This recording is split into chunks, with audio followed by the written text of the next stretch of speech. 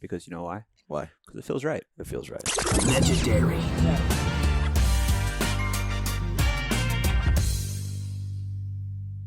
Filibuster. Say that again. Filibuster. So, Go on. I don't know why. I just remember that about school for some reason, that dudes used to you do filibusters in Senate or Congress or whatever. And yeah, so I like them. But the context you used it in, when you said, when I go on one of my filibusters, I want to use it all the time, but I don't know if you used it accurately. Did you use it accurately? I don't know. I think it might be specific, but it's just, someone talking for an extended period of time. So that's what I was using it. What is can you use it as a noun too? Soliloquy? Sure. Yeah. So that's just what I was going for. You're a filibuster. And you know what, Robert? It felt right at the time, and it continues to feel right. So I will continue to filibuster. That's in my vocabulary, and I like it a lot. So. You are a filibuster. That says soliloquies. So that does soliloquies. Yes. That does. Okay. That does soliloquies. Yes. Okay. Yes. If it feels right, it feels right. And then, hey, this is already. This has to be episode 4. This has to be our best start. So let's keep it rolling. Is this episode 4? I don't know. You said it pretty. I mean, I think so. When I was labeling this episode, I didn't know if it was 4 or 5, so I put September 15th. I like the day we're recording. It all works. So PPA Peachtree Classic started today. Mm-hmm. So we're not going to be able to. Single star today. So not much of a point in doing a big preview for that. We'll definitely break it down. It's one of the fun tournaments where we see the PPA contracted players kind of match up with some of the APP top dogs who stayed. Robert. Yes, Adam, go. Live breaking news, live update. We have the number 17 seed Terran Alvaro. Okay. Or Alvaro Tehran. Mm-hmm. Has defeated Tyson McGuffin. The number 1 singles player in the world. The number 1 singles player in the world in the round of 16. Ooh. Yes. So are they doing Championship Sunday format for this one? Oh, I'm pretty sure. Yeah. So okay. I'll double check on that, but I'm pretty sure. So Tyson wins the first game 11-0 and then loses 11-7, 11-6 in games 2 and 3. Wow. Just scrolling through everything else. I've heard that name. I've heard that name. Do you know him?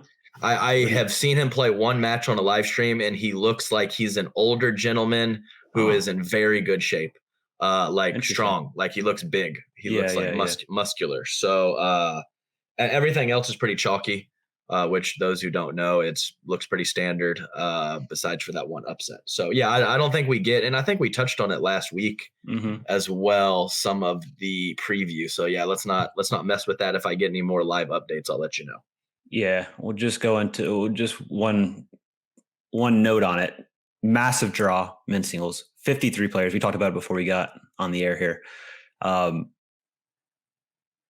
to get away from that. And it's 1 day. It's a 1 day tournament. How can you have a 64 person draw?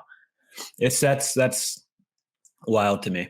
And the other thing of note is, PPA did the graphic. They added Stack Root on there, which I thought was funny because it was like probably a soft sales pitch. We will feature you, Fed, if you come to the PPA. Oh, so tell me where was his picture? It was so when PPA released the draws, they released the men's singles draws, and they put obviously their contracted players, which they only have 3 in the draw, which is Ben, Tyson, and Jocelyn. And the 4th picture they added on there was Fed. Which usually you don't see. Usually you don't see PPA, promoting anybody that's not PPA signed. So I don't know if that means, they probably means they want him, but I wonder if there's been any talks or confirmations that Fed might be making that leap. Sure. So maybe they don't market any of their non-players early in the year, and then at the end of the year they start courting a little bit. Yeah. So it makes sense. Yeah, it does make sense. It does. So okay, so let's recap a little bit last weekend, Rob, before we get into this list of the top 25 men's pro doubles. I guess we should 25 list. I guess we should mention that we're doing that. I don't think we mentioned it last episode. So Mr. Stone here has compiled a list of what he deems the top 25 men's doubles. Yes, men's doubles, right? So it's purely men's. Yeah, this is purely men's, and has nothing to do with singles or nothing to do with the men's rankings for mix. This is just men's doubles only. So we will be doing that shortly after we recap quickly. So we had last weekend we had the two tours going head to head over the weekend. We had the PPA Ohio, and we had men's singles. We had Tyson with the gold, and we had Hunter and Yates Johnson both medaling, and Hunter Johnson making it to Championship Sunday. So pretty interesting there to see that. I believe Ben lost to Tyler Leung in the main draw, and then lost to Jay DeVilliers. I thought that was kind of interesting. You would think some of the young fresh meat would take Ben down, but it was some of the old guard that ended up taking Ben out of the medals. Tyler Leung and Jay DeVilliers. What do you think about that men's singles action? The Leung results that surprised me. Even watching kind of the match point, Leung's serve in singles just blows me away because he still doesn't do anything with it, and he still manages to get good results, which is flabbergasting to me, right? Yeah. Like it's incredible that he's able to hit a cupcake serve and be athletic and fast enough to just defend and manage from there. But I wonder like what would happen if he started just cranking serves. I don't understand it. I don't understand it either. And I always used to think it was the funniest thing that him and Spencer Smith, one of the better shake and bake teams out there, they would both just powder puff that serve in, even in doubles. And I mean, they have good drives. Yeah. Yeah. That's what I'm saying. They both, Tyler's definitely the better poacher, but they both have very good drives. And every time I played them, they have like 5 or 7 minutes where they just go off with their shake and bake. And I'm like, why not go for your serves and have easy thirds and have easy third drives instead of off your back foot too. So I totally agree with you, Rob. And I think that overall, I mean, he probably has slightly above passing shots, but his passing shots are just okay, Leung. Yep. His serve and his return aren't that good, and he still manages to have solid, consistent results. I think it's a testament to his court speed, right? His court speed and his athleticism and some, some of his shot making ability on the run. So totally agree with you there. Let's see. Men's doubles, we had the John Zai coming in with the gold, and then we had Jay and Tyson on the medal stand with the silver, and then Collin and Tyler Leung getting in there with the bronze. And you can definitely see the thinness with the two tournaments on not just the PPA, the APP side as well. So I think you see it obviously more in the doubles results than in the singles. So so nothing really crazy to report there. I think probably the most interesting bracket would be the women's doubles. So we have Anna Bright and Jessie with the gold. We have Catherine Parento, Leah Jansen with silver, and then the Kawamotos with bronze. So really interesting stuff there. Obviously, I think that it's clear at this point that Catherine dropped Jessie for Leah. So I thought that was an interesting result to see Anna Bright and Jessie capturing gold there. Yeah, and I think it's cool to see Anna Bright getting results on the PPA side as well. Mm-hmm. And I even mentioned, I think I believe that Jessie's way underrated in the women's game, not just the women's game, but mix as well. I would put her, and this is no offense to Anna Lee, but I would put Jessie as probably the top mixed female player out there, just purely based on, I think she plays the role of the female just about damn near perfect in mixed. In terms of cross-court dinks, having big counters, having reach to poke in sometimes, and defend well from the midcourt. I think when I see her like start not playing well, it's usually because she's trying to create a little too much. But if she just plays the role and she's confident in her mixed partner, like results are impressive. No, she's a smart player for sure. And I guess the question is, do you think Anna Leigh would get the same results that, because Jessie and Jay have been very, very consistent in terms of maybe not always getting gold or silver, but they've been very consistent in terms of medaling. And I just wonder, would Jocelyn and Anna Leigh get the same results that Jocelyn and Jessie have had? Yeah, no, for sure. I think it's a reasonable statement. Definitely. I mean, they almost never lay an egg, Jessie and Jay. I mean, I'm not saying that Anna Leigh lays a lot of eggs or anything like that, but they almost never take a bad loss. And if they're not on the medal stand, which is rare, they're right there at 4th, 5th, or 6th almost always. There's never very high floor in their results and their play on the mixed court for sure. Yeah. Also we had, let's see. So we had Leia and Catherine early on beating Kovalova and Smith, Callie and Lucy, and then the Kawamotos beating Callie and Lucy 15-2 in the back draw. So I thought that was very interesting. Another crazy first round. We had the Kawamotos versus Bright and Irvin. And they ended up losing 8-4, but coming all the way back through. So great result for the Kawamotos to get bronze, and great result obviously for Irvine and Bright getting gold, beating the Waters along the way. Actually, let's see who the Waters lose to in the back draw. Let me check on this real fast. Oh, they pulled out for some reason. So they Dijon Mustard and Elise ended up moving through because the Waters pulled out, and then the Kawamotos beat them 2-5 in the bronze medal match. So. Yeah, I think the point, and I don't know if this is why the Waters pulled out, but I think the PPA draw specifically kind of lend itself towards pulling out, because the way the payouts are structured is you just get like a pretty insignificant bronze medal bonus if you win bronze. So you're fighting for a lot, even if you get to that 3rd, 4th match and you get 4th. I don't think you get much of anything, because you mainly get paid through your main draw, your winner's draw wins. Right. Once you drop into the back, you only get paid for, I believe, a bronze medal bonus.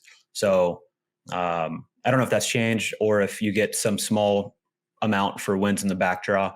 But it's just, point is you're not fighting for a lot in the back draw. So it lends itself to players pulling out, especially if they have, a couple matches on Championship Sunday. So it makes sense to me. Yeah, you can't blame the players, right? It's like, if you don't want people to pull out, then make it worth fighting for in the back. Yeah. Make it more than whatever, $25 or something like that. Because I know it's been a while since I've checked on it, but the last that I knew of, it is significantly more for main draw wins and to back draw wins. And if all you're getting is a 4th, 5th, and 6th don't matter, you're just getting a bronze bonus. That does make it kind of tough. It's like fantasy football. You got to put like a penalty or some form of something to keep everyone interested. Of the teams that are out of it in the main draw, it's the same way. So if you don't have some incentive, people just stop paying attention, or they pull out in the back draw in terms of pickleball. So in terms of the Waters, Adam, yes. What are your thoughts on mother-daughter duo staying together for the foreseeable future? I think that it'll be pretty soon. I have no idea. I don't know if Leigh is one of those people that would gladly give Anna Leigh away if she feels like she's dipping or they're not getting the results, or if she might hold on maybe longer than expected just because that's her daughter or whatever the case may be. So I don't really have any inside info on that, but the bottom line is, what do you think the best move is? The bottom line is I would say, if not next year, definitely the year after. But she's whatever she is, 15, and has so much age-related upside, still left in her, even though she's already awesome. And Leigh is 43 or 44. There's just basically even if she goes in the lab, works on shots, drills a ton. If she gets better, it's going to be this much at that age. If she's not already declining, which is very possible as well. So I would think it's got to be soon that Anna Leigh, that she's going to give up Anna Leigh. So, and who would you like to see Anna Leigh go with as a new partner?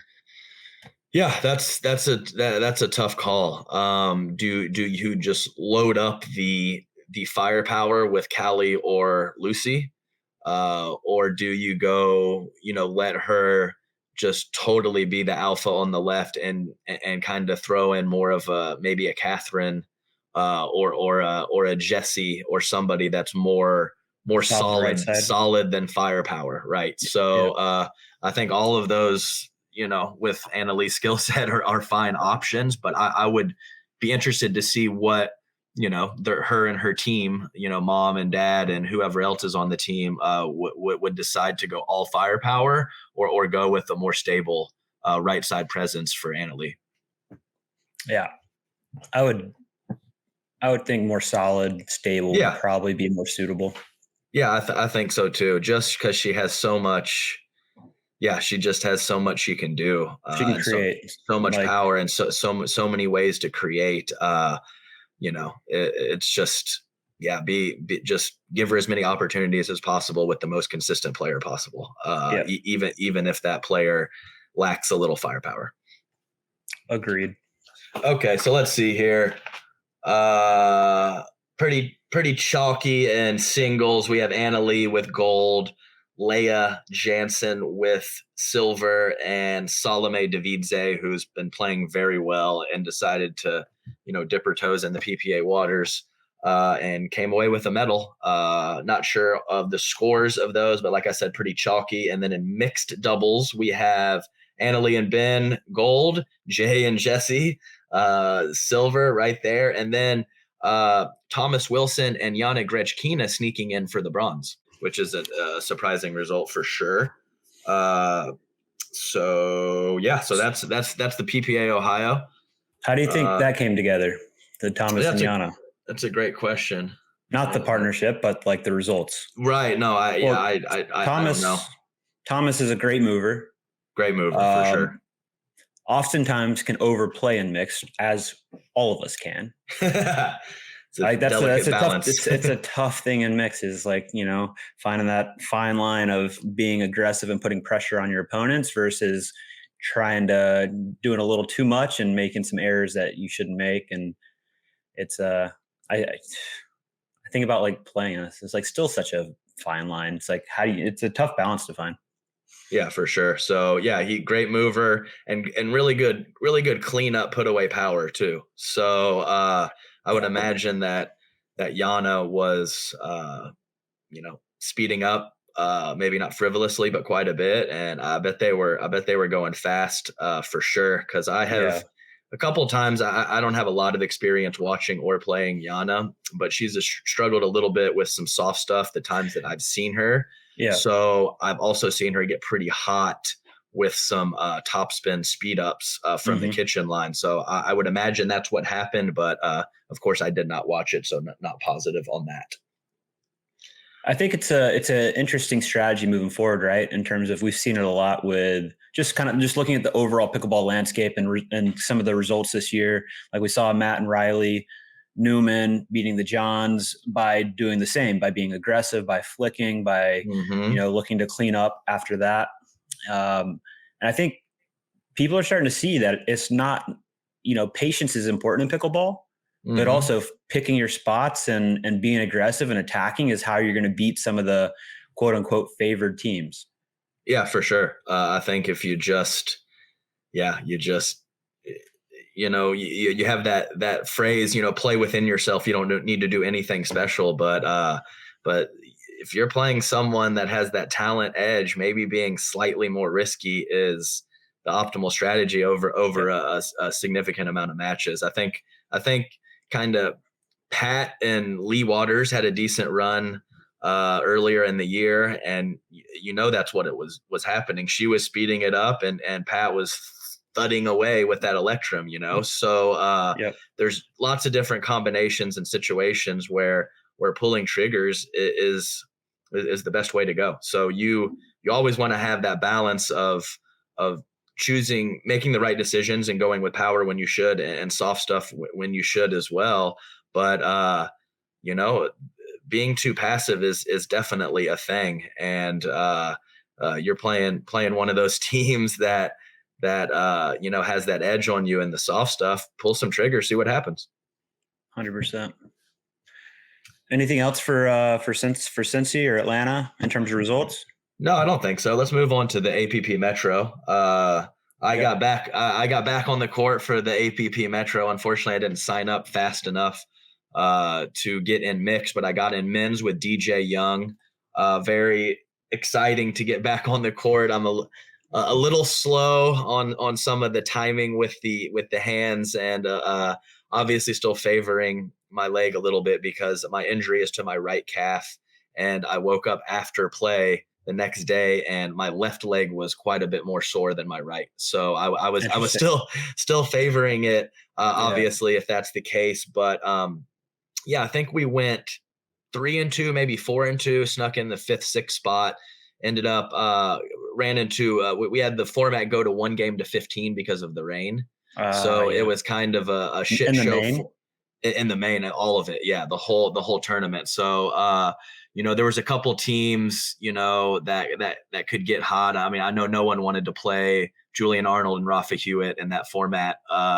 We ended up running into Brendan Long and Stefan Avern, who played really well against us. They ended up beating us and then beating Dylan and Kyle Yates afterwards. So they got hot, give them a lot of credit, and then ended up getting busted out by Andrei, Daescu, and Zane Navratil in the back draw. So great to get out there. Looking forward to getting some of my timing a little bit better. But let's see here. So for men's doubles, it was JW and Deckel pretty much steamrolling everyone. Zane and Andrei getting the silver, and then Stefan and Brendan Long sneaking in there with a bronze. Nice job by them. Great result. Yeah, great result. And like I said, they have some firepower. Stefan did a nice job I've always thought he's had great cleanup, but maybe didn't have the initiation with some of the offense, and he did a better job of pulling some triggers off the bounce and putting us in some uncomfortable spots. And Brendan Long is firepower, right? Occasionally, I think he makes some questionable decisions, or his soft game can leave him a little bit. But he's a shot maker. He can Ernie. 100%. He got a lot of top spin on both his forehand and his backhand. So they got hot at the right time and they took us down. So congrats to them on the bronze. Let's see, women's. We had Simone and Paris first time matchup, taking the gold, beating Georgia Johnson and Andrea Coop, and then Etta Wright sneaking in a bronze with the dark horse, the net lord, Susanna Barr. So nice. I did not see any of that. I heard Andrea Coop talking about how the points in the gold medal match were very high level. So I would imagine that they were, if she was saying that. Women's doubles there. And let's see, mixed, we had Simone and JW with the gold, Paris and Deckel with the silver, and Georgia and Dylan with the bronze.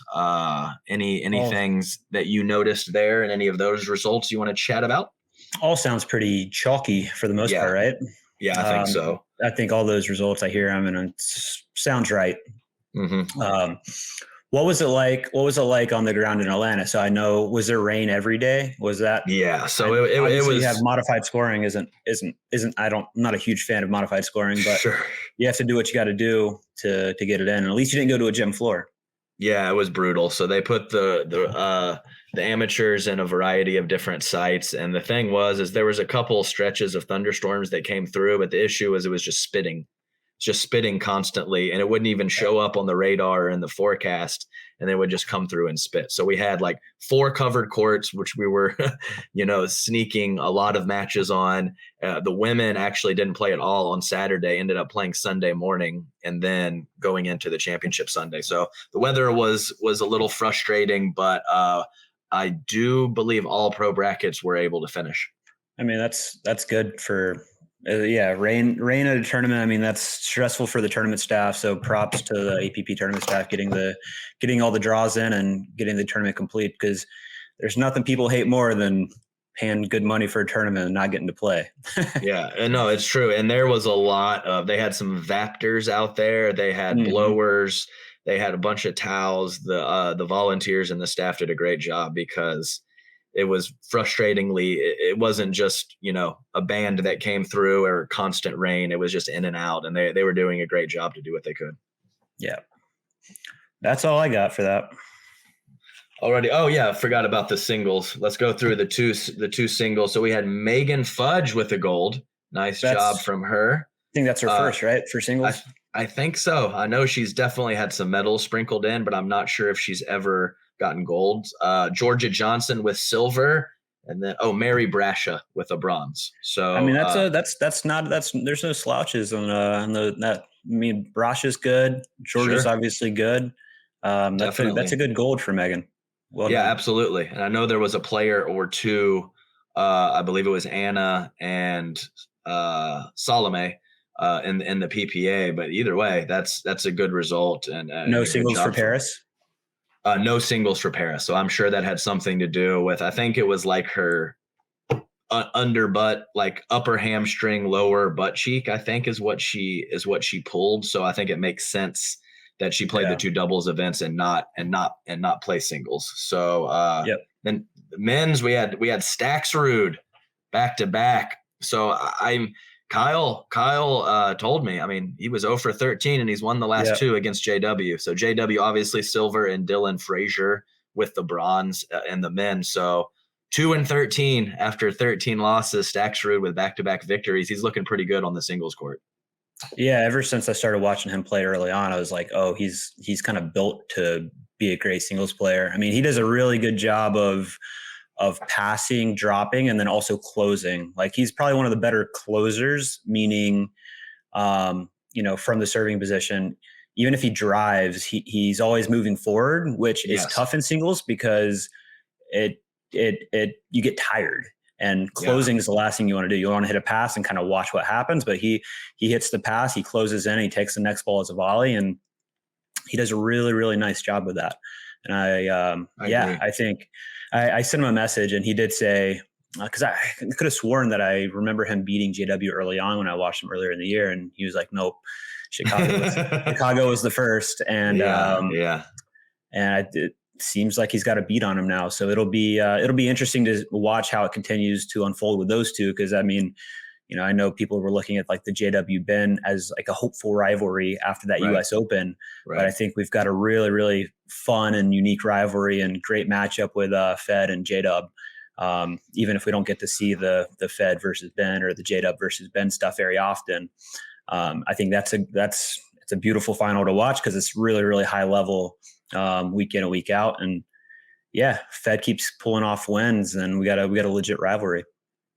Yeah, absolutely. And I think you're right. Staxrud, he's great at on the lunge. He's great at lunging, and he never, whether it's lateral or up or forward, he never waits on the ball. He explodes to it really nicely and gets just takes a little extra time away from his opponent. So, he's playing great. Agree completely with that. And I think there's a few guys, maybe 4 or 5 or 6 real contenders.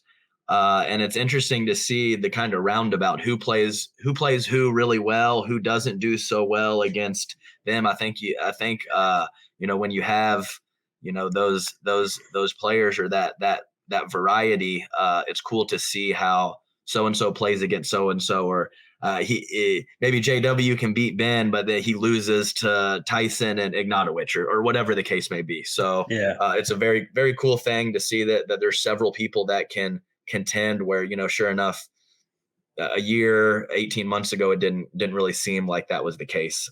So that's great.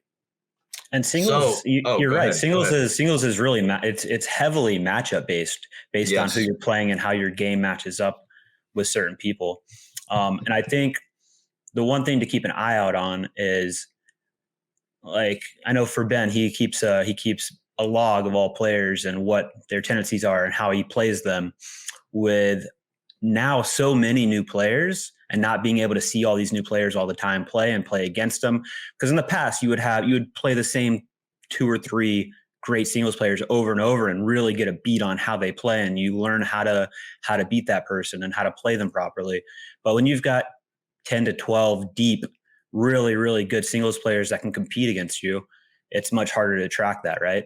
Especially when you don't see them week in and week out. So I think we'll continue to see more surprising results in singles, just purely based on people playing each other for, if not the first time, the first couple times. Yeah. See it all the time. Great results or really tight matches with good players, and then you play those good players the second or the third or the fourth time.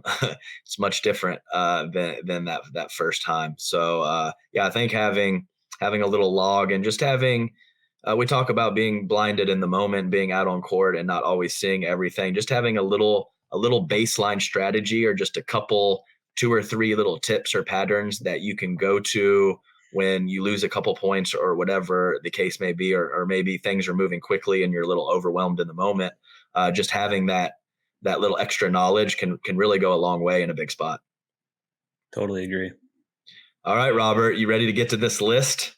Dun, dun, dun. Dun, dun, dun. Okay, let me get my official list lined up here. Yeah. Okay, so for the list, this is men's doubles only. Singles and mixed doubles results mean nothing. I was looking at the World Pickleball rankings. I hope that didn't influence me to make this a little too chalky. But so this is the rankings for right now. Certainly a little bit of upside played some role in the rankings, and you said it would play no role in the rankings. It plays just a teeny little bit. Okay, so it's just a teeny little bit with some of the upside, whether that's age related or talent related, and it's just a list with kind of balanced out with some studly left side players, some rock solid right side players, and here we go. So starting off, I don't think there's any possible way to go away from the big 3 as the top 3. So the big 3 being Ben Johns at 1, Riley Newman at 2, and Matt Wright at number 3.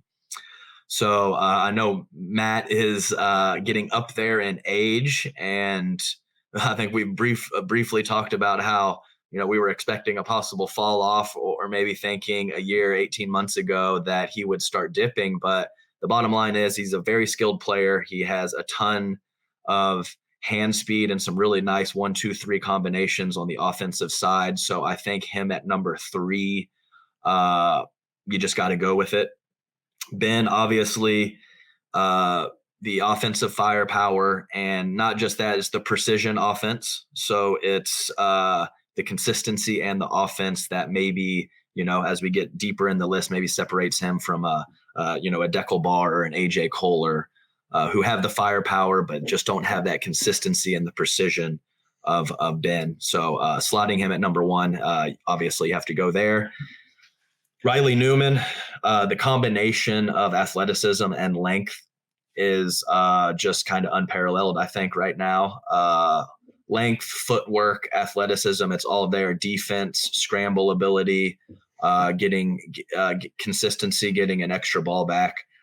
Definitely lacks. I think he has less firepower than either Ben or Matt from an initiation standpoint. Once that exchange gets going, though, that pancake is devastating. And one note on that. Yeah. One of the best defenders in the game, I would say, Collin Johns, got eaten alive by Riley the last 3 times I've watched him play.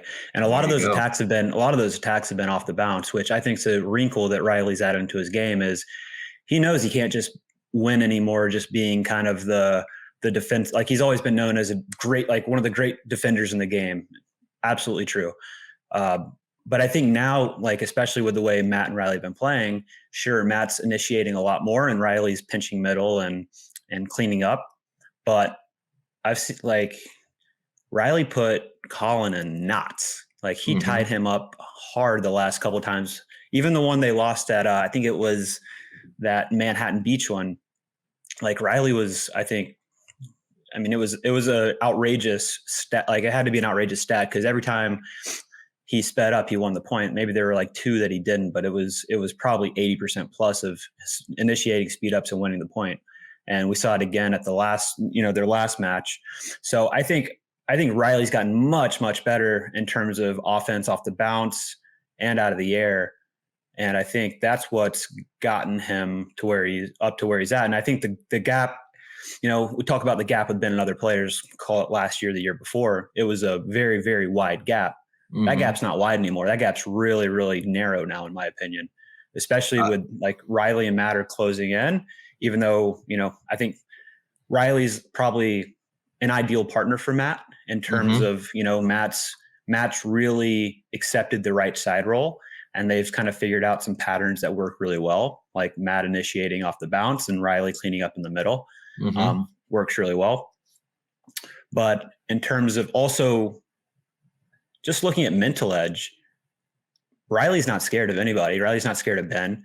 Riley's chirping. Riley thinks he's better than Ben, honestly. So I give the mental edge to Riley too. So it'll be, that gap's pretty small now, in my opinion. So I would say Ben, yes, is probably the clear cut number 1, but last year versus this year, and we're not even talking new players that have entered the game. It's players that have been around.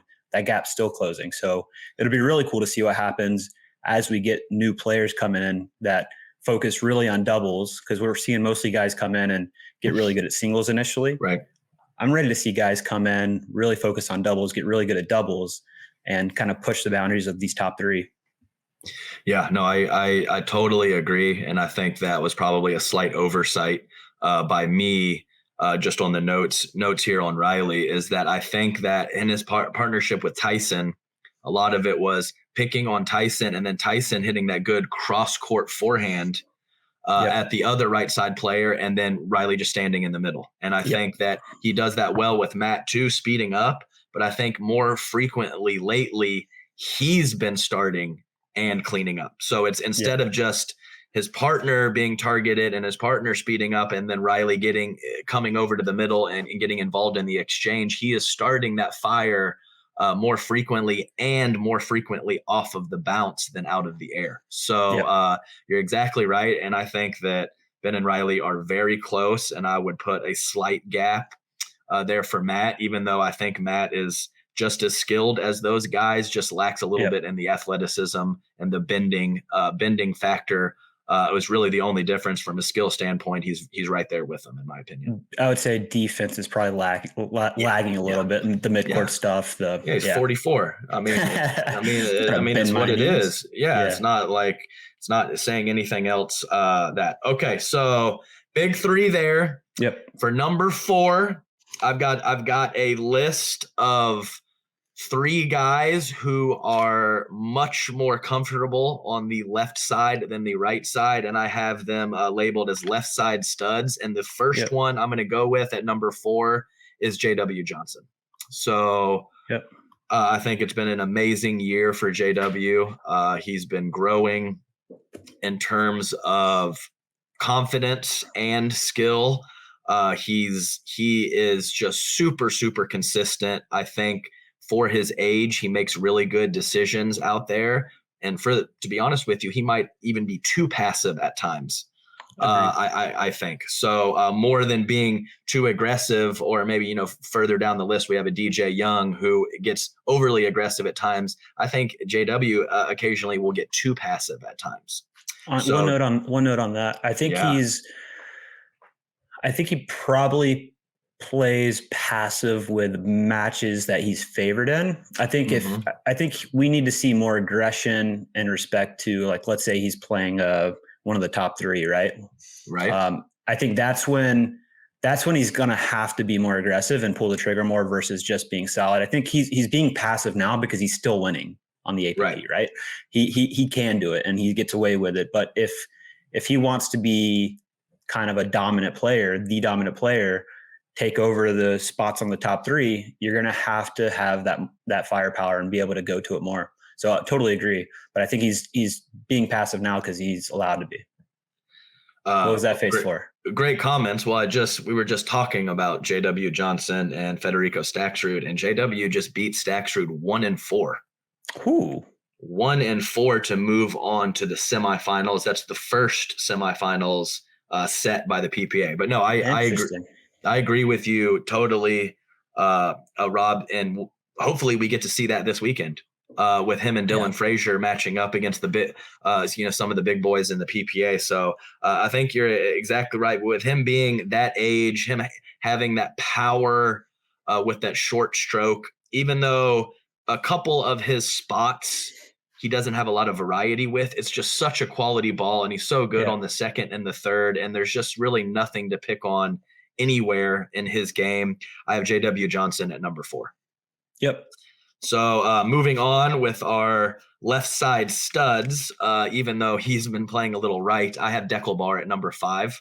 Mm-hmm. I think he definitely has a little more firepower and creates more than JW with those hotter stretches, but I do think he's less consistent. And whether that's offensive or defensive, I do think he's a little bit less consistent with his soft stuff and even some of his attacking stuff. And that's why I gave JW Johnson that slight edge.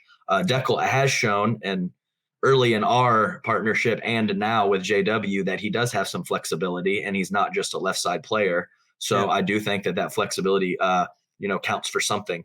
But I do have Deckel at number 5. Yep. Can't argue that. And finishing up our last of those left side studs, I'm going to give some love here to the hockey man, AJ Kohler. And I'm going to put, so maybe a slight higher than where he'd be put by some of the industry, we'll say, or other people that would be ranking players. So I got AJ Kohler at number 6. I think he is a left side stud. I think he has great crab walks and lateral movement and can keep the pressure on up at the kitchen line. And I think he has some of the fastest hands in the game. So maybe I would say his hands are faster than they are powerful. Not that they're not powerful, but I think in terms of hand speed, covering his body, covering his chest, his neck, his shoulders, I think he's one of the best. And so I have AJ Kohler at number 6. I would say I would consider that a little high, but not outrageously high. Right. Okay. So there's going to be a couple little adjustments from the chalkiness of the rankings, and I'm giving AJ Kohler a little love there. Number 7. Go ahead. Looking at I was just going to say, just because I've got the duper top 25 pulled up. Mm-hmm. And just looking at the list, I mean, there's not too many other guys that I'm like, oh, he should definitely go above Kohler. So yeah, I'm on you.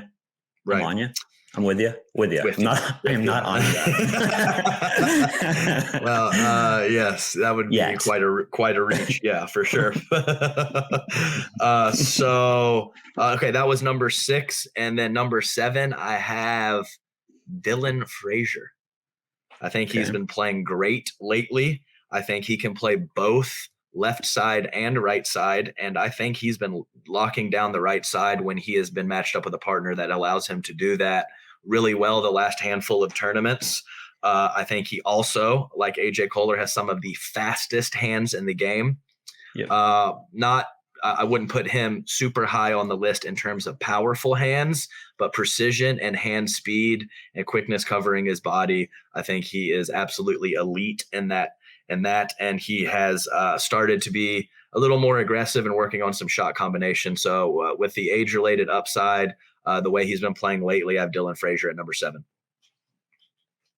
So does Duper. Does it really? Yeah. There you go. I did not. Duper has Kohler at 11. Kohler at 11, Dylan Frazier at 7. Okay. Yeah, and just a note on the Duper ratings though in that ranking, it's combining results of men's and mixed. Right. So if you're a strong mixed player, let's like a Zay Navertil, right? Then it brings you up quite a bit. Okay, so number 8, We have The Rock. Don't know how you can go away from saying he's the best right side player in the world. Collin Johns. So a lot of these kind of top 10 rankings are balancing the left side guys and the right side guys and exactly where to place the perfect amount of value for those players. So it's not an easy decision. Collin, he's great in his algorithm. He's got a lot of structure, great in those patterns that he likes. He's doing a better job early on. I do think he was a little attackable. We talked about Riley getting the best of him the last couple of times they've played, but I do think that his defending and counterattacking has gotten better. Has a little mini scorpion that he's been doing more of. He's perfected the craft of stepping to his right and loading with his backhand side with Ben plugging the middle. So best right side player out there. I'm putting Collin Johns at number 8. Okay. Reasonable. Yep. Yeah. So moving on, I got some love here who has for another maybe didn't fit quite in that left side stud category, but maybe he should have with how he's been playing lately, and that is number 9, Andrei Daescu. Mm-hmm. So left side stud, uses his length very well on offense and defense. He's been playing more. His fitness seems to have taken a step forward and gotten to where it needs to be able to play fully all out and both mixed and men's doubles. A lot of people probably don't know this, but Andrei did quite a bit of cramping earlier in his career when he would make a deep run. So I think the fitness factor has done a good deal of good for him. I would also say that this. Go ahead. Sorry, I was going to say. I would also say this is really the first year that he's taken probably pro pickleball seriously. I mean, he's playing 20 plus tournaments this year, so he's really been able to be showcased more, and you can see him make these deep runs in pretty much all the APPs. He's medaling in most, if not all. So yeah, I totally agree, and it's been great to see him play so much on tour this year. And yeah, I think he's taking it seriously. He's, maybe before when he was cramping a lot, I know he was coaching a lot, so he was playing mostly Florida tournaments, probably wasn't preparing well, and probably was like, okay, I'm pretty talented. I'm just going to show up and play and see how it goes. And yeah, it's turning into a real sport. So you're going to have to treat it like that. So. Well, Robert, anytime, if it feels right, anytime you want to interrupt me, you just go ahead. Okay. Because I'm filibustering here on this list. I know you're going to have to cut me off eventually. So your full soliloquy. Yes. And I would say also for Andrei, being the big old ogre that he is at 6'4", 6'5", the big one of the half of the Romanian towers, I think that his footwork and his touch and feel for his size is very elite. So no doubt his midcourt stuff. Like I'll be watching. I'm like, he's picking up balls from behind his feet, like soft in the kitchen. Like he's got really, really, like you said, elite touch, especially for his size, because that's what you usually lose with size is, these guys have power, but they don't have the touch. And he's got really, really nice hands. Yeah. And I think it's a unique skill set too, because I actually think that I wouldn't say lacks power, but isn't overly powerful for being a big guy and all that leverage. So for him to look like he does and have all that length and maybe lack a little bit of power, but be so good on the footwork and the scramble and defensive ability. So Andrei Daescu at number 9. So moving on, last player in our top 10, I went with Tyson McGuffin. So TM, brah. So Tyson, I think he is a great player on both sides. One of the most consistent players out there, extremely hard worker. He's gotten better at kind of poking and more power on the backhand side. So creating a little bit more with the backhand, especially when he's on the left. And when that backhand goes up, when the ball goes up a little bit higher, shoulder level, chest level, I think he's getting a lot more pop on his backhand than he was about a year ago.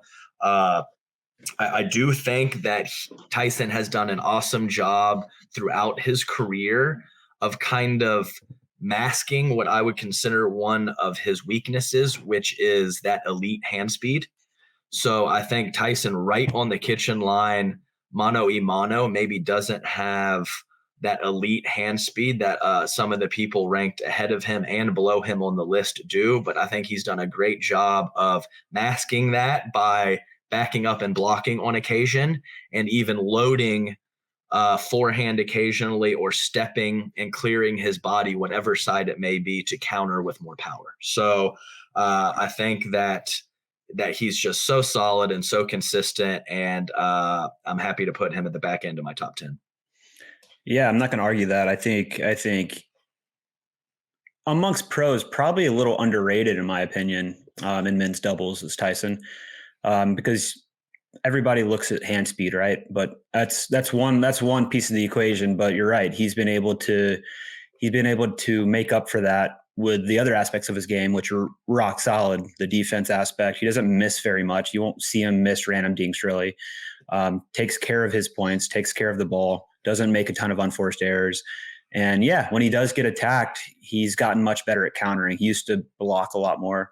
Now he's putting a little bit more pressure, showing his opponent that you can't just attack him at will. He's gonna sit on some balls and counter hard. And he's done a great job. And I'm not going to argue the 10th spot.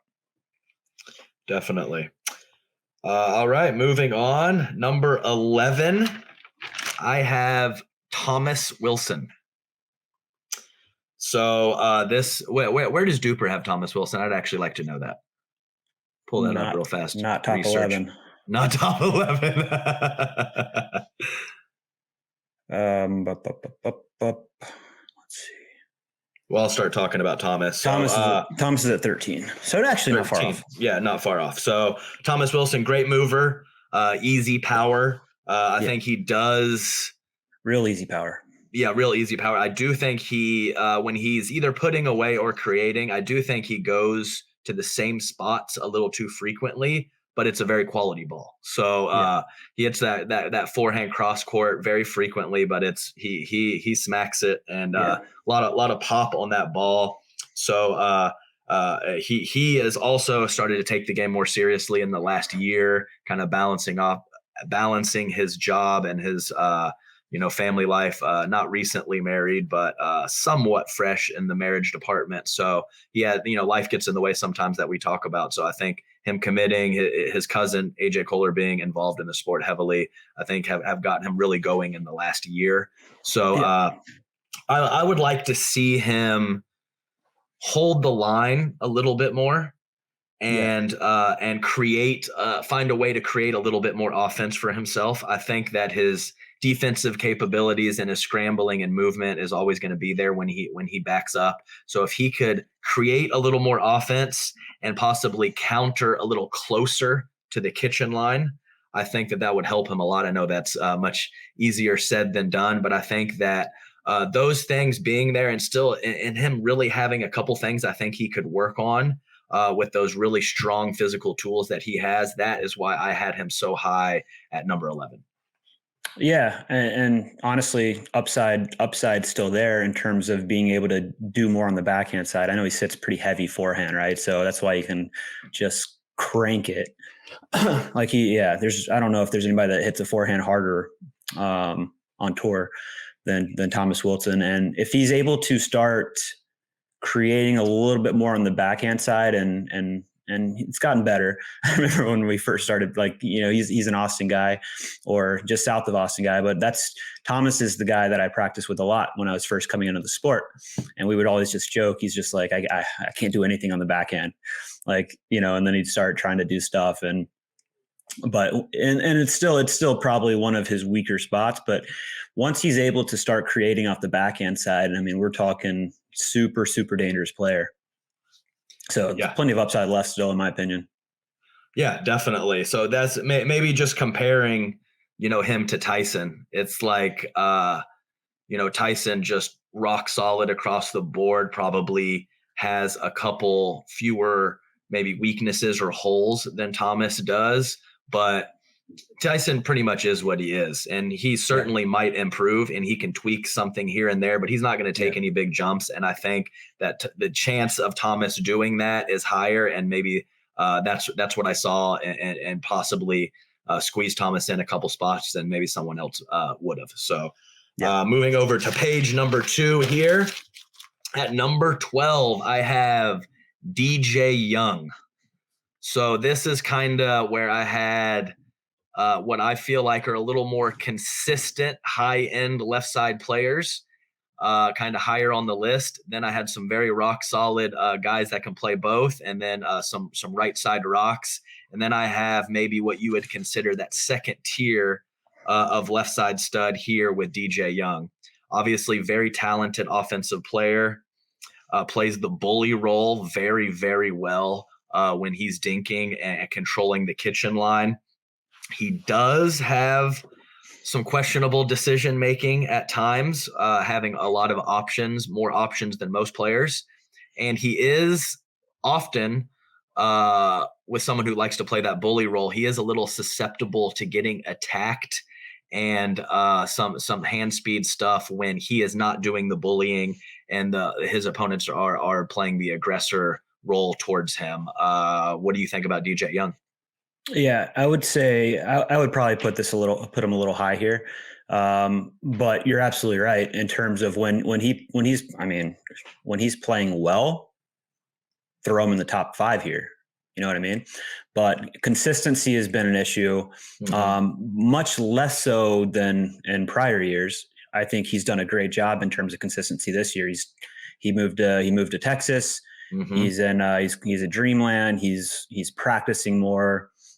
He's taken the game seriously, and I think in terms of his mental ability, it's gotten much stronger. There used to be times where you'd see him like get down early in a game, and you'd know, okay, I've got this game. Right. So mentally he's hanging in there a little bit more. But I think consistency is still lacking a little bit. But I don't think it's an outrageous pick by any stretch of the imagination. I think he's definitely up there in the mix, and when he's on, he's a top 5 player. Right. Yeah, and I think that's kind of what I was struggling with is the balance of the upside and the lack of consistency. And as we look deeper onto the list, there's a lot of rock solid guys on the rest of the list, and the fact that he might be one of the only players left that really has that full-fledged left side arsenal is what caused me to bump him up a couple spots. So, just a note, we had Thomas Wilson at 13, Duper, DJ's at 17. 17, gotcha. And then kind of the polar opposite of DJ Young next on my list, Collin Dawson. So I have Collin Dawson. While he can play both right and left, he's just an absolute rock out there. He has been taking the game more seriously probably the last 18 months or so. He had a little tennis elbow before that, and he was kind of balancing out his life of trying to be a firefighter, working at Bobby Riggs and Encinitas with his family, and also playing 2 or 3 years ago. And he's committed himself more to the game. Recently, he's extremely athletic, and he is the definition of a rock. There is nobody as consistent as the soft stuff, and moves extremely well, but definitely lacks an offensive arsenal. Probably his best offensive shot is the lob. So if the lob is 100%. Your number one offensive shot, maybe you could tweak your arsenal a little bit. And he has that little thing where he turns his back to you and then flips a forehand. I love it. So, and then I don't think I've never seen a dink off that shot yet. Yeah, so never. It's coming. It's coming. And then when he is playing the left, he has a decent little backhand poke out of the air. It's solid where he can catch you in your body and then try to clean up on the next ball. So I just think that the raw he does a nice job of poaching as well. So I think there's a lot of things to like with Collin, and just wanted to squeeze him in there as one of the last full-fledged rocks out there. And I think I might have him a couple spots higher than some other people, but I just like the consistency of his game and knowing exactly what you're going to get from Collin Dawson. 100%. I think there's a couple of things that you mentioned in there that are super overlooked when it comes to Collin. One being he's taller than he looks. He's got more length. He's got more length than it looks. So he has good reach. I think like when you see him play, he doesn't look big because he's always in a full squat. Crouched. He's always in a full squat. Thunder quads. So another thing that you don't realize with Collin that you said was he's super athletic, which you don't really necessarily get to see. Like it's not like a Tyler Lung athletic where he's earning nonstop, but the dude's in a full squat the whole match. Like constantly. He doesn't leave the squat. Like it's ridiculous. Yeah, so he doesn't look tall. He doesn't look long. He doesn't look that athletic. But to play the game the way he plays, especially at the kitchen line, I mean, dude's ass is on the ground mostly because he's in a full squat. Yeah, for sure. So if you look at his kind of controlled lunging and his footwork, the dude has one of the most consistent contact points out there. You know, it's when you watch him hit third shots mid-court or dinks, I mean, he is always shifting his weight. He's always taking little adjustment steps, and he's always getting low.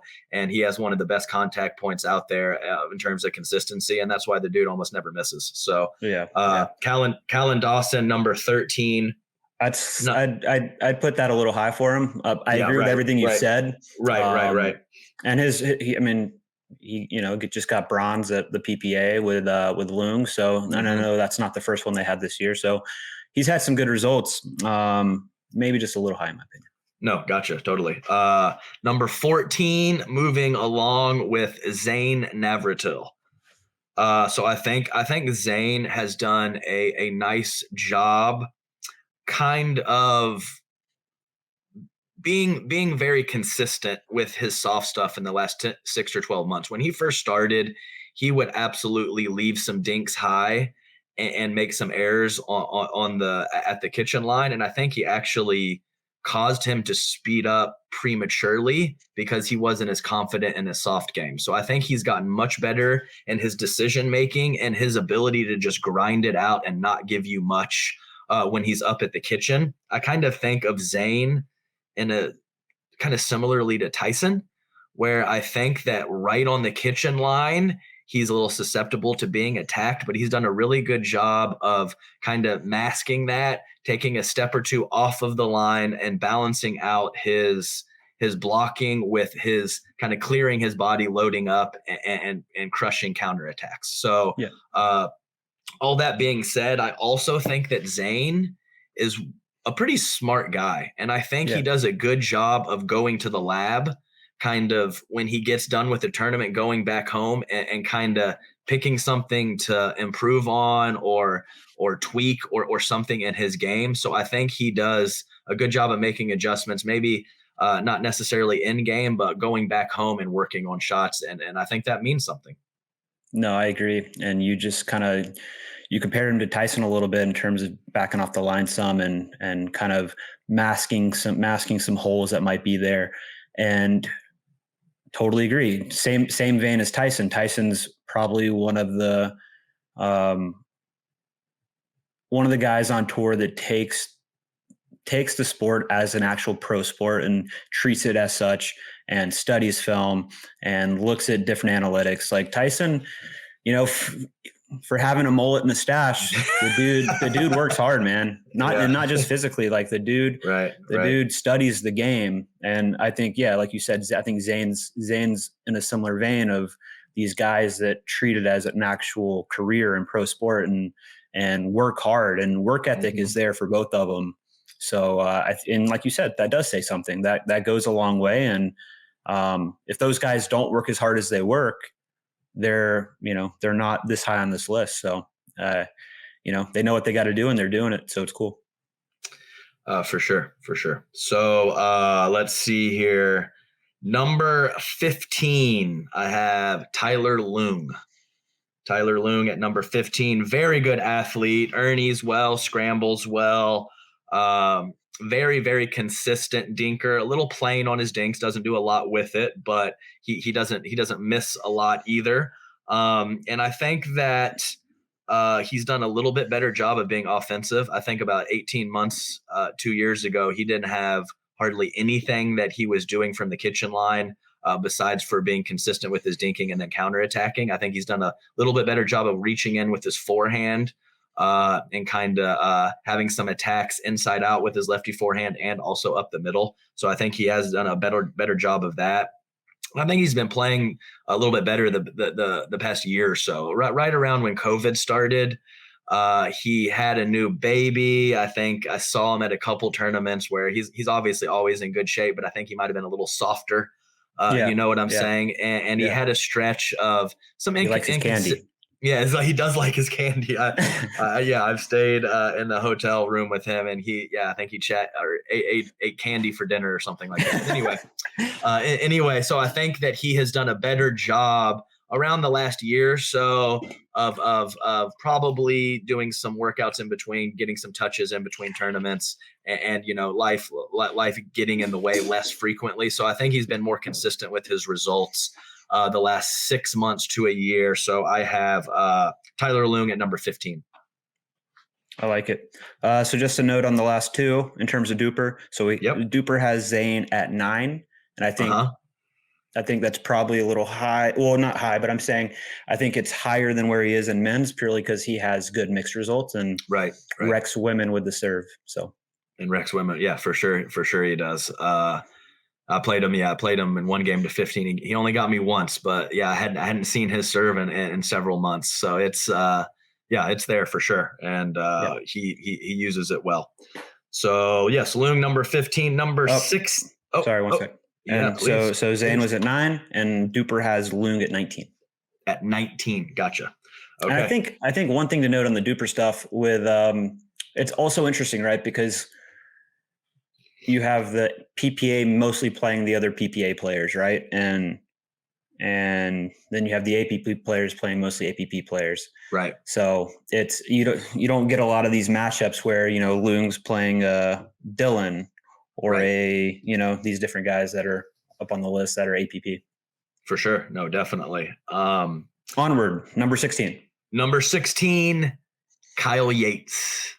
Number 16, Kyle Yates. So I think that Kyle Yates, obviously everyone knows Kyle Yates, still probably the most decorated, even though Ben's creeping up on him for sure, but probably the most decorated player of all time. He, a couple years ago, was playing with Ben Johns, and he was also playing with Simone Jargin, who in that moment 2 years ago was the clear-cut number one player. So I do think that when Kyle lost those two partners, that he did go on a little stretch of not great results and not even playing a full slate. And I think it lasted right around a year, maybe even longer. Well, let's talk about how hard that's tough too, right? Like that's very tough. When you've been on top of the game for so long, and then, you don't have the partners that you had, and then you're not winning everything. Like he was winning everything. And then you start not meddling, and then that's got to be really, really tough mentally, right? To go through that. And I think it's really cool that he's kind of because I think there were questions from a lot of people, like, is he going to keep playing? Is he just going to be done and go chill and surf and maybe teach some pickleball and still do stuff like that? But he's still playing a lot, and he's, like you said, he's playing great, I think, and he's kind of come into his own again, which is cool to see. Yeah, I agree. I think he's a rock solid right side player. I think that he has lots of options. He can go to a lot of different spots with a lot of different shots and a lot of different speed ups. He still is very athletic and moves extremely well. Really solid scrambler. So there's not a lot of weaknesses there. I think he's done a better job counterattacking as well. So whether that's right on the line or a step or two off, done a better job of counterattacking. And I think maybe one of the bigger weaknesses for him is, I would probably say, put away power, especially on the backhand side. And that's less important in men's than mixed. So I think it's pretty safe to put Kyle in the back end of that top 20, and I'm happy to do it. Yeah, and I think one underrated aspect of Kyle that we also see with Dylan is very versatile. Can play the left, can play the right. Like there's not many guys that I look at this list so far of the top 16 that can be as good on both sides as Kyle and Dylan. So I think that's an underrated. That's an underrated aspect and trait in pickleball, especially if you look at like MLP. You need guys that can play. Well, I think you're just more valuable if you can play either side. It's one of the things that I'm definitely not as comfortable on the right. And just looking at the fives, like Eric, also not as comfortable on the right. We can both do it. Right. But we're not going to be at our best when we're on that side in terms of confidence level. So being able to play both sides it's an underrated skill in my opinion. And maybe that won't be the case forever in terms of, where I think we've talked about it. You're going to get to more hyper specialization in pickleball where guys are only right side players, guys are only left side players, that kind of thing. But you'll always need to play the left in some respect, especially in mix if you're a right-handed player. So there's always going to be some level of needing to be able to do both. Gotcha. I agree. No, I think that's solid stuff. And I think that he can definitely do that. So I wasn't going to put us in here, but I went ahead and put us in here, Rob. Okay. So I have myself at number 17. Wasn't that convenient, Adam? In men's in men's doubles. I just didn't want to. Yeah. So I probably should have just pulled us out completely. I'm sure someone's going to have some big issues. They probably have me at 67 or something like that. Let me just make a note on your last number 16. Kyle Yates at 16. Duper also has Kyle at 16. Oh, looky there. So we won't say much about me. I think that I have some pretty solid hand speed and some pretty solid footwork. Unfortunately, I don't have a lot of thunder in my hands. And what that causes me to do is to take bigger swings and have to time them very well. So I do think that I do have pretty quality hand speed. Sometimes my timing has to be really perfect. And I think I'm a little susceptible to getting lit up for stretches because some of my counterattacking is not so straight to the ball. It's a little bit more like this. So why I feel like I don't hardly break down ever. I don't give a lot of freebies.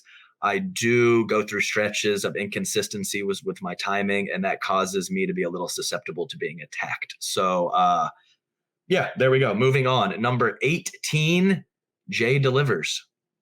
JD. Jocelyn delivers, the big hair Frenchman, the hair chest, the flying Frenchman. I think Jay uses his length well in all aspects of the game. He pokes a lot of those dinks out of the air. He will speed up and has a solid variety of attacks. So I think and it's very hard to get the ball past him as well. Even more of an advantage in mix, but also obviously as an advantage and men's as well. I do think that he can also have spurts of being attacked and can possibly have some issues with his hand speed, especially when he's trying to do too much in the middle. So when he spreads himself out and really gets aggressive in the middle, I think it's very hard for Jay to cover both forehand and backhand. And so for that reason, I probably have him a little lower than some people would at number 18. Yep. I think, let's see. Duper has him at 10. Yeah, and I think that's probably some mixed results factored in. A lot of solid mixed results there, yeah. And I have not made my men's mixed list yet, but I have no doubt that Jay DeVilliers will be much higher than 18 on that list. Yeah, agreed. Number 19, Robert Nunnery. Number 19. We have Robbie, my podcast co-host here. I think that you have a very nice combination of fast and heavy hands. Yeah. Very, very difficult to attack. One of the better holders of the paddle. And what I mean by that, before an attack, holding that paddle to the last second and being aggressive with those flips who give a lot of people a lot of trouble. I think occasionally You can go to the well too often. Yeah, have some questionable. I wouldn't even say questionable shot selection. Maybe questionable frequencies on how often. Frequencies definitely the issue. On how often. Because it's so fun. Yeah, no, for sure, I get it, and I think that you are a good example of not even having a bad soft game, but definitely being more offensive early and doing a much better job of refining your soft game. Yeah. Occasionally. Possibly losing some confidence on some third shots and some dinks on short stretches, but overall the soft game's gotten a lot better, and so I'm slotting you in there at number 19. Lovely. 20, Mr. Eric Lang at number 20. I think that Eric definitely is more of a force in the men's doubles aspect than the mixed, which I guess is a little odd. Looking at him, he's a large human at about 6'5", I believe. Yeah. Has really solid length, and I think that length, maybe he doesn't optimize it in terms of speeding up out of the air, but what that length allows him to do nicely is slide on both sides, actually. So on the right side, he will slide to his right and punch backhands, and on the left side, he will slide to his left and load up on the forehand side. And the fact that he has such a large wingspan doesn't make too much of a gap in the middle because of that wingspan. And so him being able to load and counter big, I think is one of his best attributes, and why I have him slotted in at number 20. And underrated aspect for Eric is the soft game. Like we talked about with Andrei, for such a large guy with such great length, very soft hands, like really nice soft game, really nice dinks, doesn't miss a lot. And just one of the guys that doesn't play a ton of tournaments, doesn't play a full schedule. So you don't really get to see what he's made of that often. And, but in terms of talent and ability and not playing very often and then coming in and playing, doesn't usually miss a beat either, which is interesting, right? Because you see guys that, play a full slate and, they miss a couple of weeks, they come back and it's rusty, and Eric doesn't play that often, but when he does, he's always in the mix. Yeah, absolutely. And he's a older gentleman as well. So, not a ton of that, age-related upside, but, not playing a full slate and just being rock solid consistently with the results. I think he deserves a spot in the top 25, and right there at 20 is a good spot for him, in my opinion. Yep.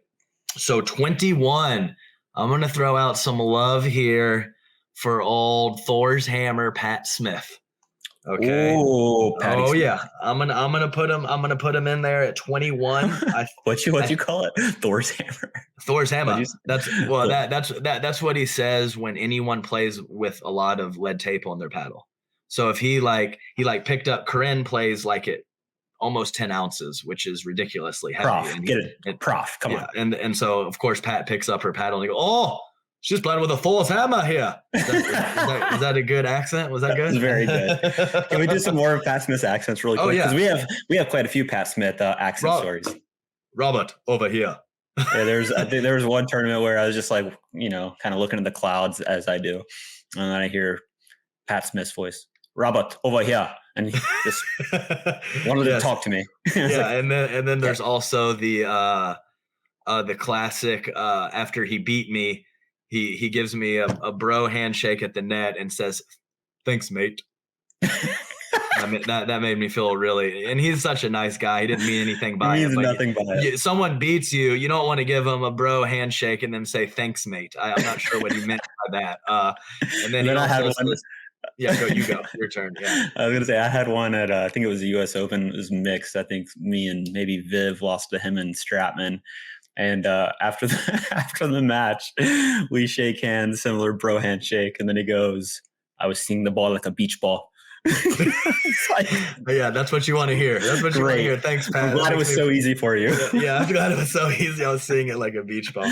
Anyway, Pat, veteran, been around forever, kind of creeping into that upper 30s. So I do think that Pat has had some issues with some injuries throughout his career, some, I believe, hips and definitely knees. So I think Pat gets stuck some of the soft stuff and some of the bending. And that has been his downfall in a lot of the matches I've played against him. But the bottom line is he has some of the heaviest, most powerful hands out there.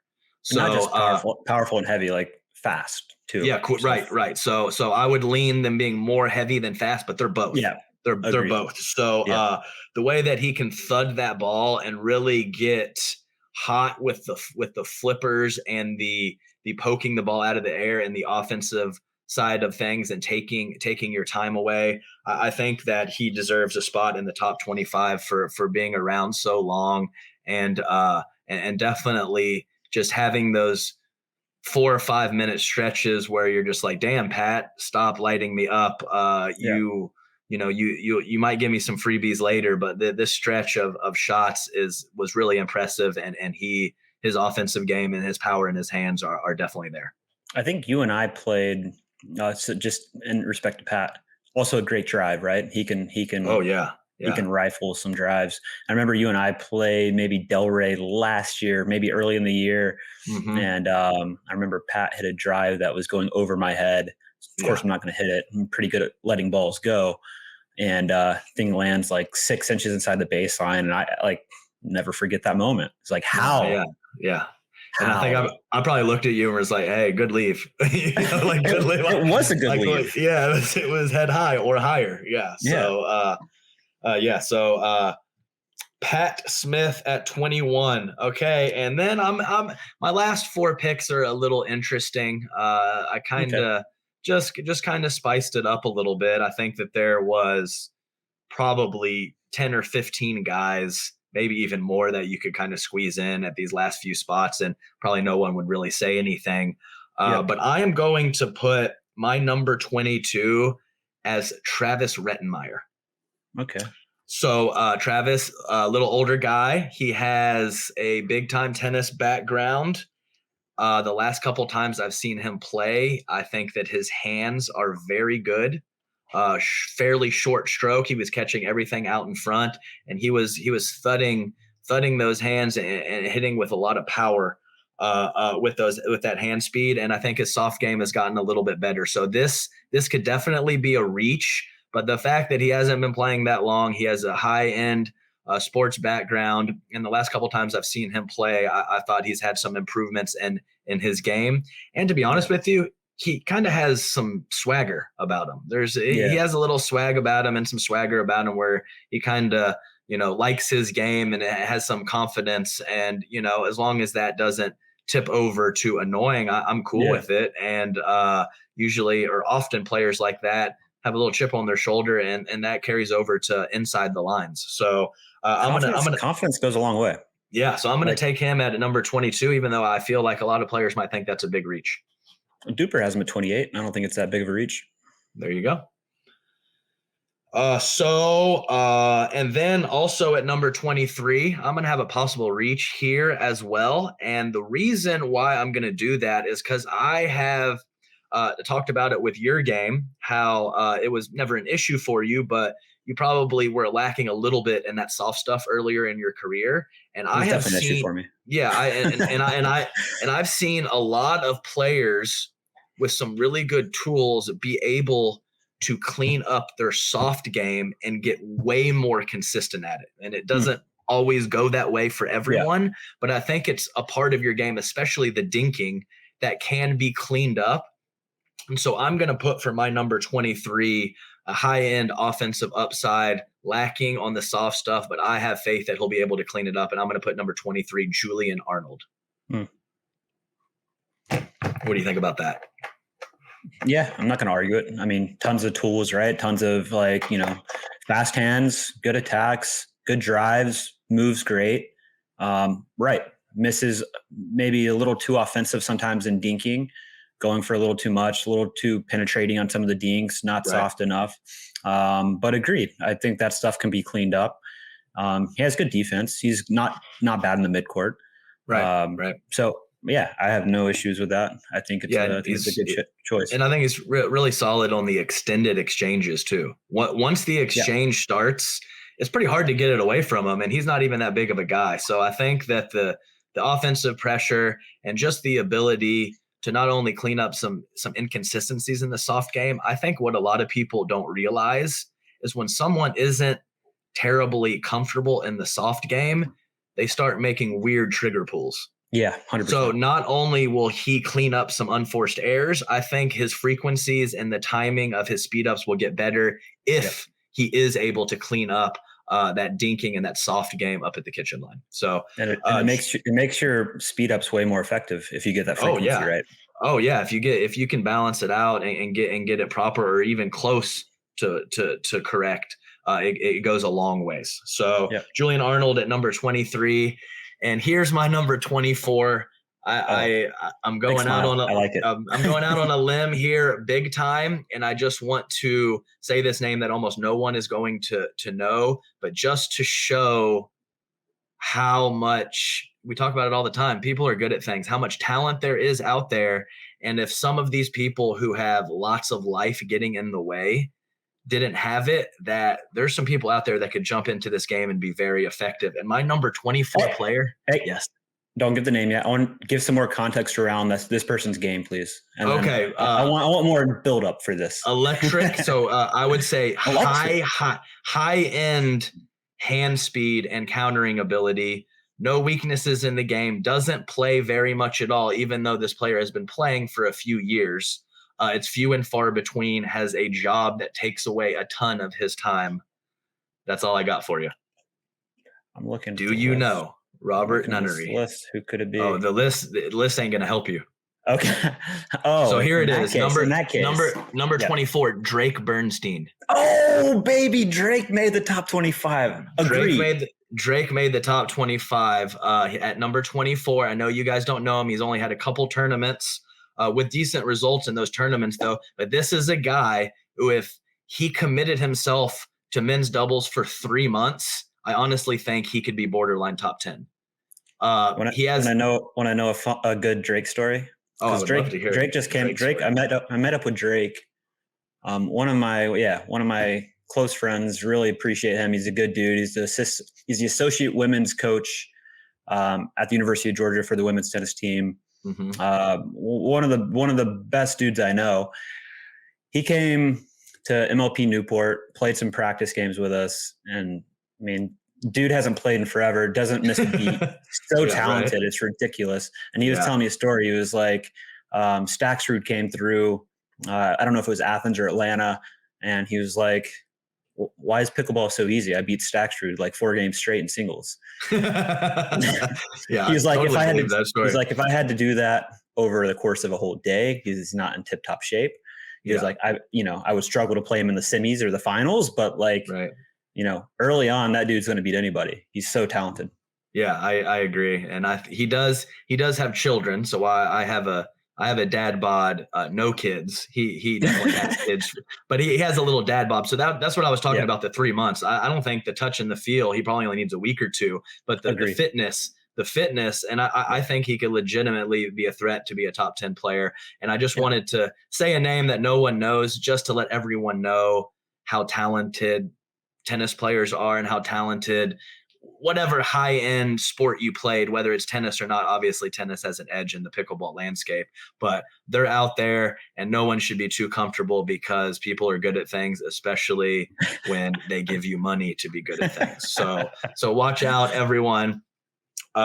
Just wanted to throw that name out there. And my number 25, slight joke, but not really. Okay. Another example of how cool I think pickleball is, because then I think a lot of other sports, obviously in the infancy of pickleball, it's more likely to happen than 20 years, 15 years down the line. But in some other sports, it just couldn't happen. My number 25 men's doubles player is Anna Leigh Waters. What do you think, Rob? What do you think? Sure. Yeah, sure. So I think that there is several guys on the didn't quite make it list that I would be more comfortable with in a men's doubles format. But I just wanted to put this name out there because she is pretty ridiculous. When you're watching her play, she has no weaknesses. She's incredibly fast. She's quick. She has great hands, and I have no doubt there's a couple people on this list. Heads up 100 times she might come out on top of. So just wanted to say this name and just let everyone know that I think pickleball is great, that she could even be in the conversation. I think she's probably not number 25, she's probably not too far off. What do you think? You think that high? Yeah, no, I mean, it's controversial, obviously. Controversial for sure. But controversial. Like okay, so go off Duper. Her Duper is 6.16. Mm-hmm. The number 50, because I've got the top 50 guys. Ben Newell I think Ben Newell is way too low on this Duper list. He's at 50. Ben Newell's at 50? Yeah, he's at 50 at 6.20. Annalie Waters is 6.16. I would probably take Ben Newell over Annalie Waters as a partner if I'm playing a men's tournament.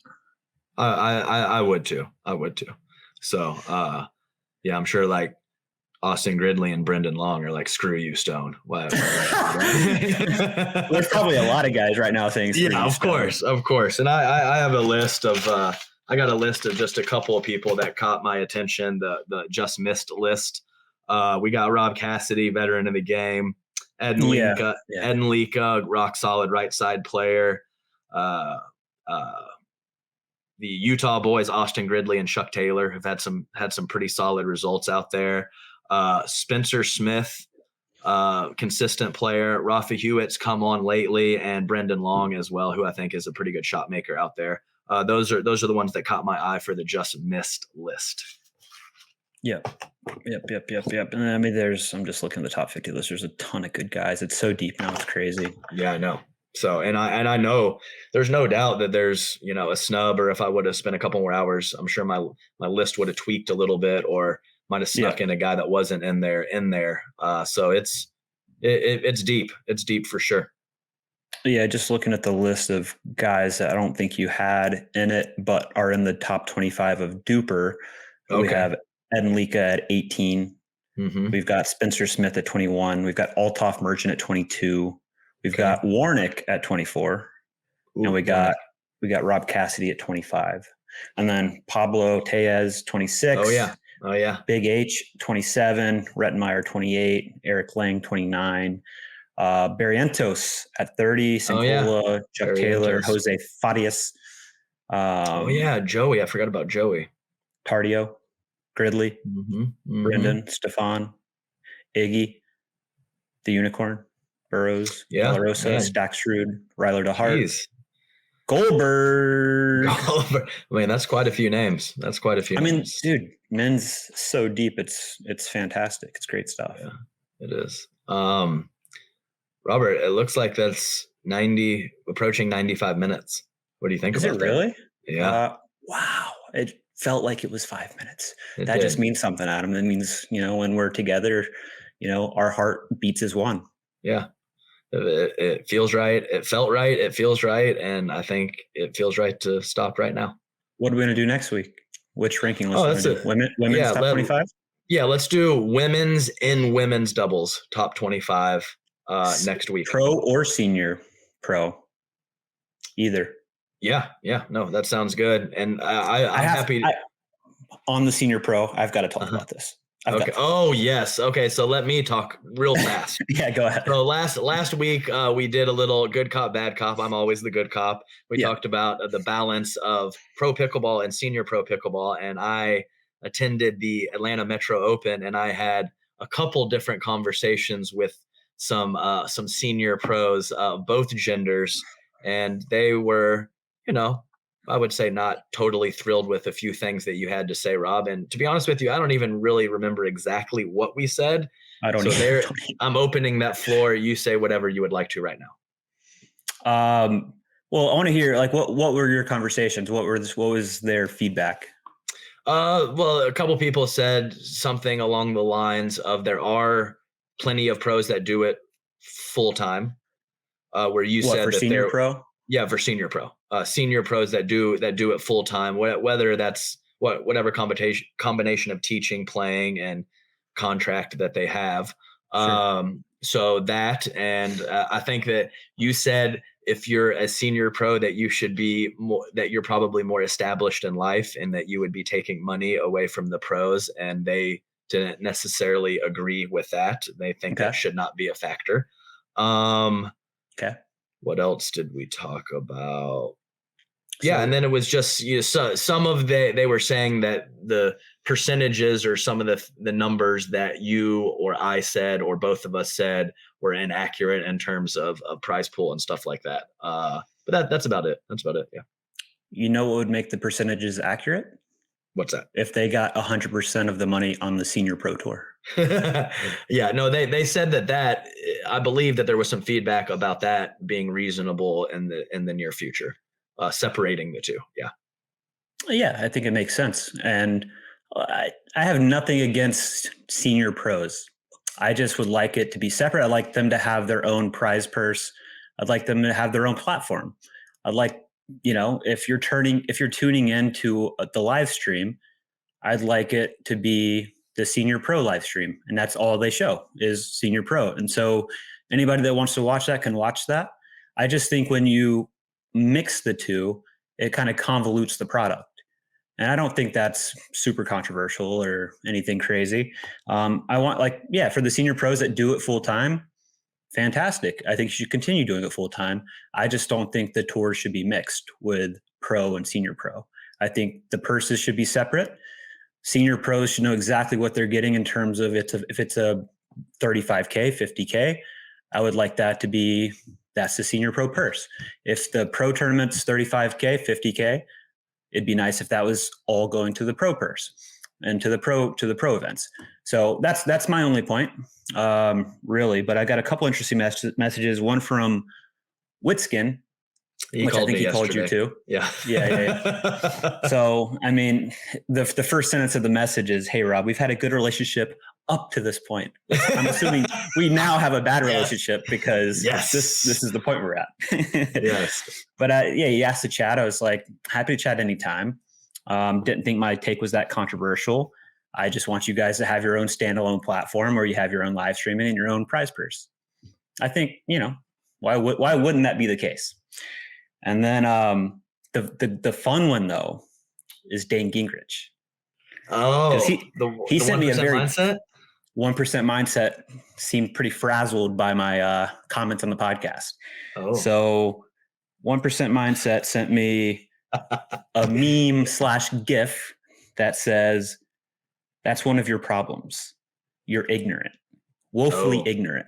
Oh, ignorant. So Dane Gingrich, I've never had a problem with him either. I think he's a fantastic player.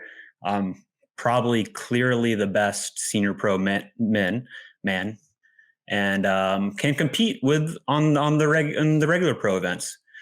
So I just found it interesting that I'm getting. Then I sent him a question mark back, which he saw like pretty immediately, and then never responded. So I just like the. Let's see if we can't get a response. Come on, Dane, send Rob a message. Let's chat about it. But yes, okay, all right. No, I'm glad we chatted a little bit about that. But yes, no, you told me too. I've never been a part of any form of podcast or anything like that, and you said people like to comment to us about what we talk about often, and I've seen it. I've read a couple messages. I think we said something slightly bad about Ohio, and somebody didn't like that. I don't remember. I honestly don't remember what we said. So it's it is a little interesting. I gotta bite my tongue, watch what I say, or I'm gonna get scolded for it. Hey, if everybody agrees with everything you say, you're not doing a good podcast. Oh, there you go. You got to break out those controversial topics. And we have pushed past the 100-minute mark. I can't take it any longer, Robert. We will see you next week. Goodbye. It feels right. It feels right. Because you know why? Why? Because it feels right. It feels right. Legendary.